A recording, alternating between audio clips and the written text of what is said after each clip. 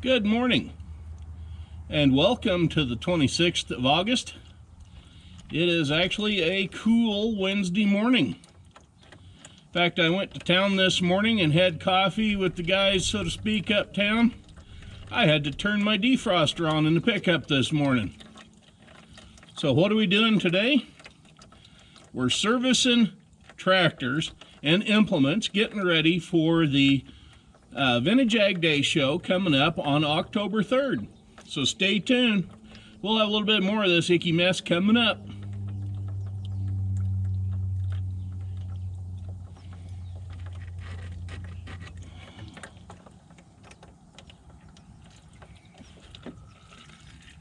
Yeah.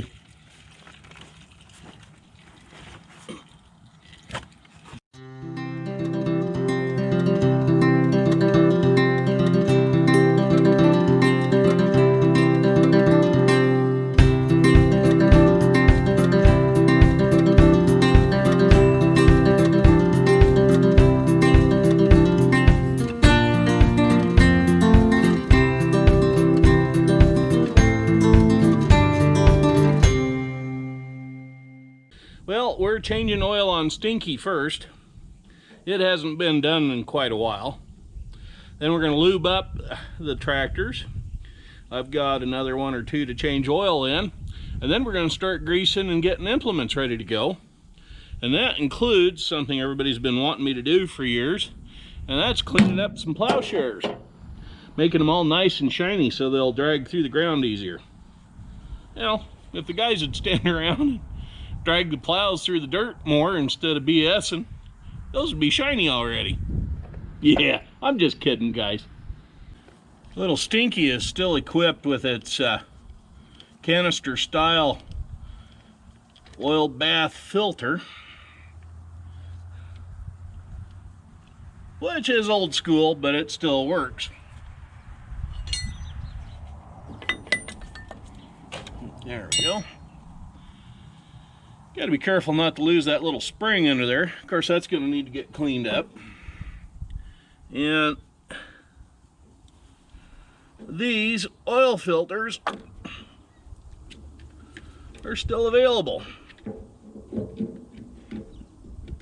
Although they aren't exactly the easiest thing in the world to get out of there and change. Yeah, that's the oil filter. Not a lot of room in there to do all that.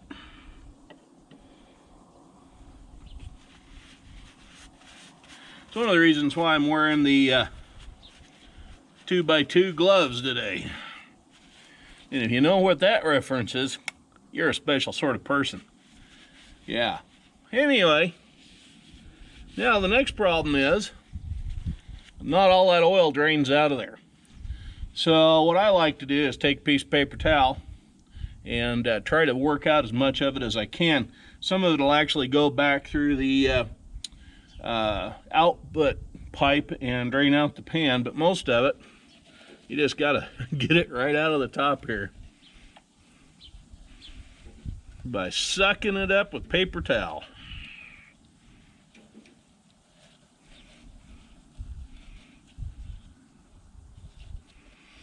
Not that leaving any of it in there would hurt Stinky any.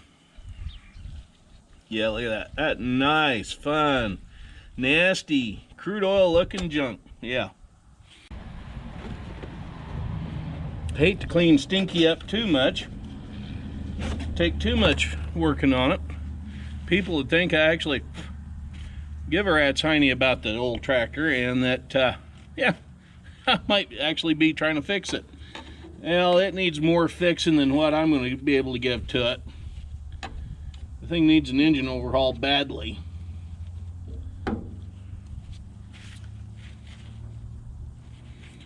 Problem with this thing is there's a little pipe that goes inside of this canister that goes up inside of those rubber holes at the top and the bottom of this thing. So it can make it a wee bit of a booger to get in and out of there.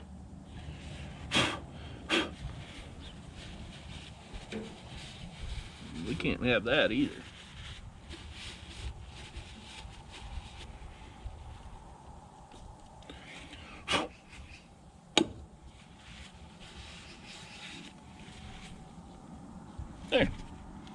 Anyway, that's that.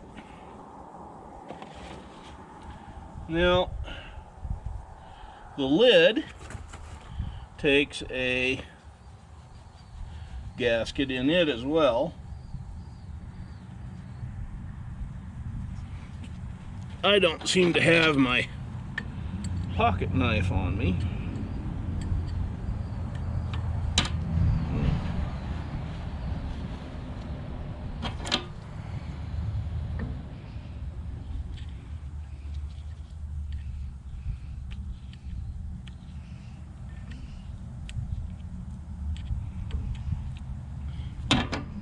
This lid also takes a rubber gasket in it to seal things up, which I have a new one, comes with the filter.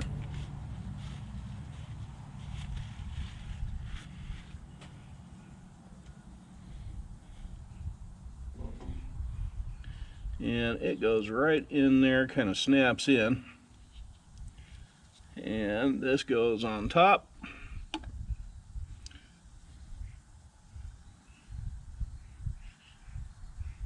Yeah, there it is. Thought I almost lost it.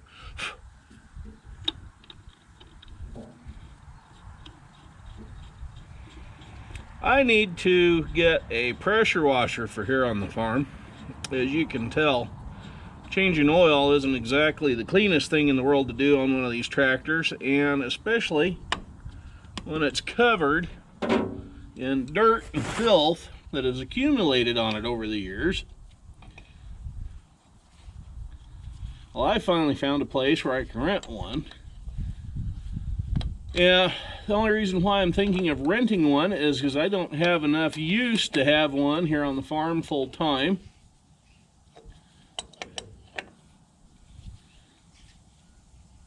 There, snug. I've only had that thing leak once out the top of that. So, anyway, we'll put the bottom pan plug back in and fill her up with oil and do a little more work to her.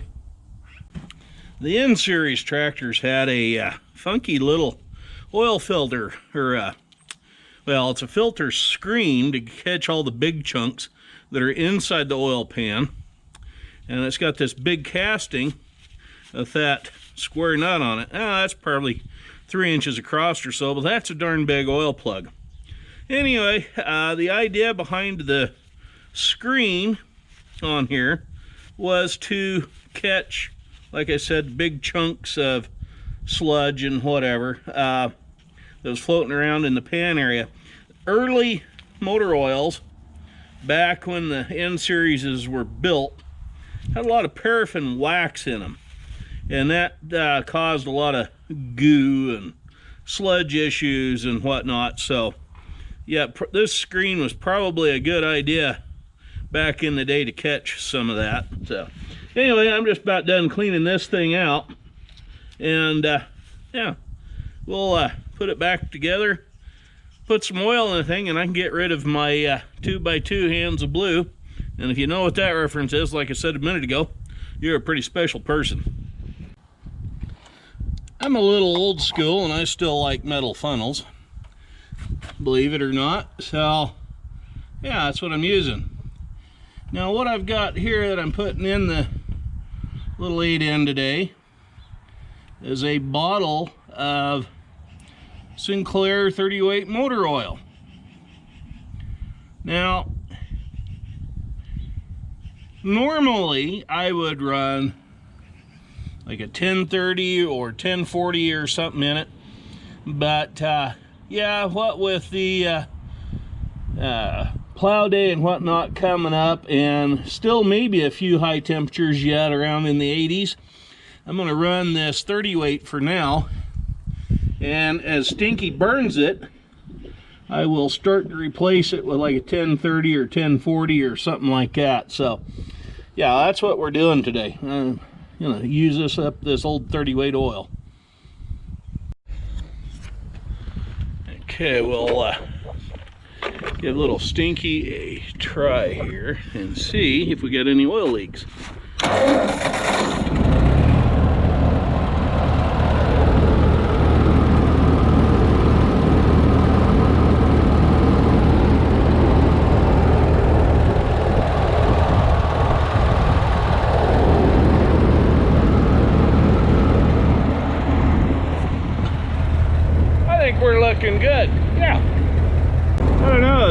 40 pounds oil pressure, pretty good for an 8N. That's about half wore out and shot. I think so. One of the things that happens when you use one of these little tractors in mowing is they get their radiator all clogged up with them little floating seed pods. I think you can see them in there. Look like an oversized dandelion deal. Anyway, that and a bunch of other trash gets in there. So yeah, we're gonna have to use some compressed air and blow all that junk out from behind the grill.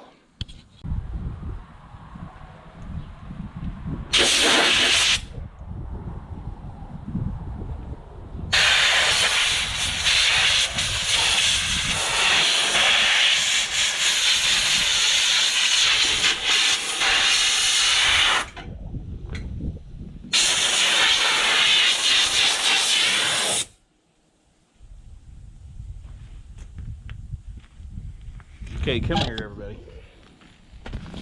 This is what was hung up in Stinky's radiator. Little seed pods that float, yeah. You may have heard me talk about Stinky fouling spark plugs, and you may have heard it yourself when I test fired it after changing the oil. Yeah, that's why. The #1 cylinder just fouls those plugs faster than stink with oil. So I get a new one and change it out, you know, and really the engine needs an overhaul, but for a couple of, you know, about $5-6 a year and replacing that spark plug once or twice, I think little Stinky does pretty good yet. I've had the best luck with the Autolite 437? Yep, 437. That's been about the best one I've had on here. I tried Champions and those weren't working worth a hoot.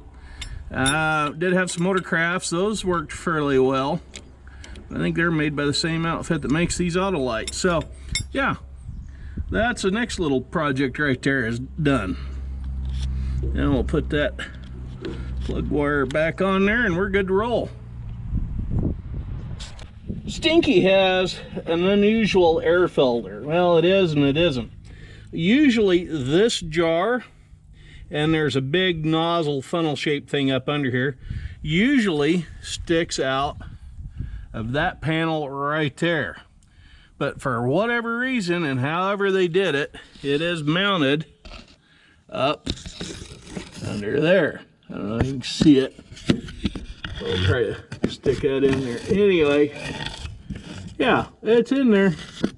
So, but you still have to service the air cleaner here, which can be kind of a trick. If I remember right, I got to take this thing off somehow. Yes, that tips that way, and that jar and screws down out of there. It's a pre-cleaner. It's got full of dirt in it over the year of using it. Knock that out. We'll wash that out here in a minute. But this thing here is an oil bath cleaner. I don't know what that wire goes to that's right here, but it really ought to go somewhere else. Anyway, these things unhook and this drops off, and it is full of motor oil. That motor oil gets sucked up into that round chamber there where there's a bunch of wire mesh, and as the air flows through it, it gets hung up in there and cleans it out. And then when you shut the engine off, all of the oil runs back down into this cup along with all the dirt, and yeah, it just continues to make a big mess. All right, there is a shot of some of the muck and crud in the bottom of that. Like I said a second ago, what happens is the engine's air intake flowing through this bowl and the cup in the bottom of it creates a vapor or mist or fog or whatever you want to call it, and it coats that wire mesh that's inside of this thing. I don't know if we can see up in there or not. Yeah, that's what the insides of that looks like. Anyway, as the engine air gets sucked in gets hung up in that mesh, all the dirt particles stick to it, and then when you shut the engine off, that mesh that's up in there, or wire screen, or whatever you want to call it, it runs back down here into this cup at the bottom of that thing, and brings all the mud and whatever down with it. So I'll take some gas and wash this out right quick and refill it with some clean motor oil and put it all back together. Okay, there it is, all cleaned out, nice and shiny down in there. The dark stuff is just some dark colored steel, but it is clean in there. And now, putting the finger there, we will add a little bit of 30 weight motor oil. There is a line right there on the inside of this thing. That's where you fill that oil to. So we'll pour some oil in this thing.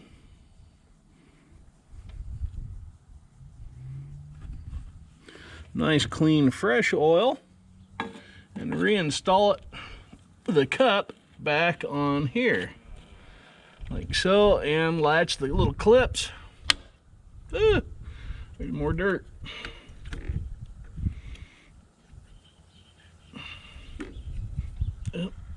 There. Okay, now we'll wash out that glass jar that goes in there and put it back together, and we're back in business. Okay, there's that glass jar all cleaned up, put back on that pre-cleaner. Technically that works, but it has been discovered that glass jars that are more square, if you look at them from the top or the bottom, actually work better. What happens is these round ones get a vortex going in there, and there's nowhere for the vortex to slow down, is it has to slow down to let the dirt drop to the bottom. So this thing doesn't catch near as much as, say, the one on the Super M. Now this is the jar on the Super M. It's a little harder to see. Let me pull this thing around here. Turning that around. Maybe you can kind of see it's kind of square. It has flat side here and one here, and it has rounded corners, but it does have flat sides. Not even that air filter is actually jar is really perfect. It isn't square enough. The corners aren't sharp enough, because you got to have that to have somewhere for that airflow to slow down and trap the dirt. That one even has a Miller in there and a cat. Imagine that. Well, I have greased everything, and I don't know if you can see it, but yeah, even these lift arms are wore out. They're wiggling around in here. Those bushings are probably shot there in that cover. But anyway, Stinky is greased. The only thing left to do is check this little dipstick right down here. I'd say it's a little bit low. That is some 90 weight gear oil that runs the 3-point hitch lift. And that is filled right through that spot right there. The two products that I've used very successfully is Chevron's RPM gear oil GL1 SAE 90, or the old RPM SAE 90. And the other one that I'm currently using is by Petroleum Service Company. It's Coastal GL1 90 gear oil. Now, the reason why you want to use a straight 90 weight gear oil or a straight 80 weight gear oil is because they don't have an extreme pressure additive package in it. That EP additive package will destroy, eventually over time, that hydraulic pump that's in the belly of the tractor in with the transmission. It does not react very well with all the brass components in those pumps. So don't use anything with an extreme pressure or EP additive in it, which eliminates most all of your common 80-90 weight gear oils. The only 80-90 weight gear oil that I am familiar with that does not harm the brass, that uses a different extreme pressure or EP additive, is the Chevron Dello 80-90, which is also a good choice to run in the back end of these tractors, especially if you're in a colder climate. You'll find that the hydraulics respond and go up and down and work a lot better for you. Take the handy dandy little wrench, pop that loose till you hear it pop, and then that just twists and lifts off. Like that. Dang, look down into the guts. Ooh, yay! Well, one fire way to find out if the work I've done on Stinky is doing a decent job is to put her to work running a mower. That 5-foot mower is all lubed up and attached. We've got new hydraulic oil and rear end differential gear oil in the thing. New motor oil all the way around. Everything's greased and lubed, and new spark plug. So Stinky's running pretty good, and I think we'll keep her for a while yet. Anyway, in case you noticed a few tires floating around in some of the shots, there's a reason for that. And you'll have to go on YouTube, unless I can get a link clicked on here, or put on here for you to click on, showing you how to get to a video, because I have a YouTube only video up now. Like I said in one of the earlier videos, I'm going to start doing that. So yeah, I introduced the people that are subscribers to a new toy for here at the farm. So yeah, if you want to see what we're doing with that before the show, you're going to have to subscribe to YouTube. So maybe I'll just leave it like it is, and if you want to see it, you'll have to go find Nelson Creek Farms on YouTube and find out what I introduced. In the meantime, don't forget, right down there, a little red button that says subscribe on it in white letters. I got it right this time. And click on the little bell icon right next to it. And then when that pops up, click on the word all, and you can get notified every time there's a new video out. Yeah, we're not monetized or anything, so it doesn't make me any money or whatever, but it does help with the algorithms and whatnot on the channel. I'm out here just mowing the staging area. I'm going to spray it. We're going to try disking it and leveling it a little bit before the show on the 3rd of October. So hope to see you here for that. And in the meantime, I hope to see you all at the Minidoka County Museum's open house and steam and show and whatever they call it on September 12th. That's open, I believe, 8 to 4. So yeah, show up for that on the 12th of September at the Minidoka County Museum over in Rupert. That's part of the old Christiansen show. Don't mind that, just bumped it. Anyway, yeah, so we'll see you at both shows. Catch you later. I'm Farmer Dave.